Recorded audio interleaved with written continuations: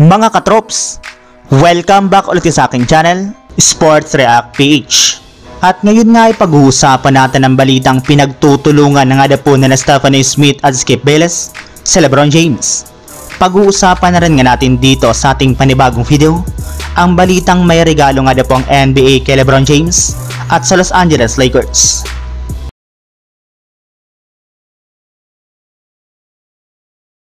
Sa pagkakakuha nga po mga katrops na LeBron James ng kanyang Olympic MVP sa pagkapanalo ng Team USA sa Paris Olympics, ay siya na nga po ang kauna-unahang player sa history ng basketball na nakakuha ng iba't ibang klaseng MVP awards, simula sa pagiging Finals MVP, Regular Season MVP, All-Star MVP, In-Season Tournament MVP at ngayon naman ay ang Olympic MVP. Pero imbis nga po na puriin ang pagkakaroon ni LeBron James ng bagong achievement sa kanyang karir, ay mas busy nga po ang kanyang mga haters sa pambabati ko sa kanya. Sa katunayan, sanib-puwersa na nga po ang dalawang analyst na sina Stephanie Smith at Skip Bayless sa pagsasabi na hindi nga na po deserve ni LeBron James na makuha ang Olympic MVP. Gayong kung silang dalawang nga po magdidesisyon ay bibigay nga po nila ito kay Stephen Curry, since kung wala nga po ito ay hindi nga po sila mananalo ng gold medal sa Olympics.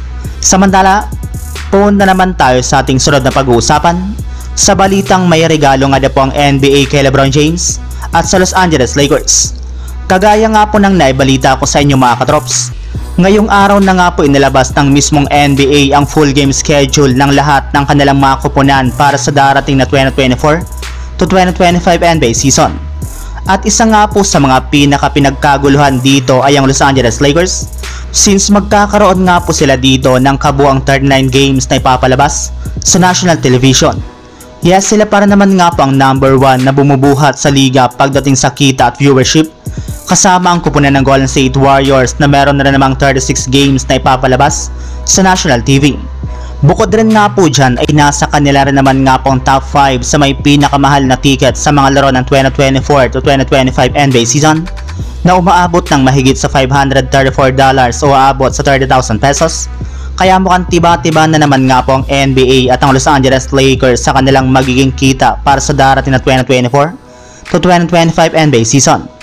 Maliban nga po mga katrops sa pagbibigay ng NBA ng madaming national television games at ang pagkakaroon nga po nila ng napakamahal na ticket, ay meron pa nga pong isang regalo ngayon ang liga sa Lakers, especially sa kanilang dalawang superstar na sina Anthony Davis at LeBron James.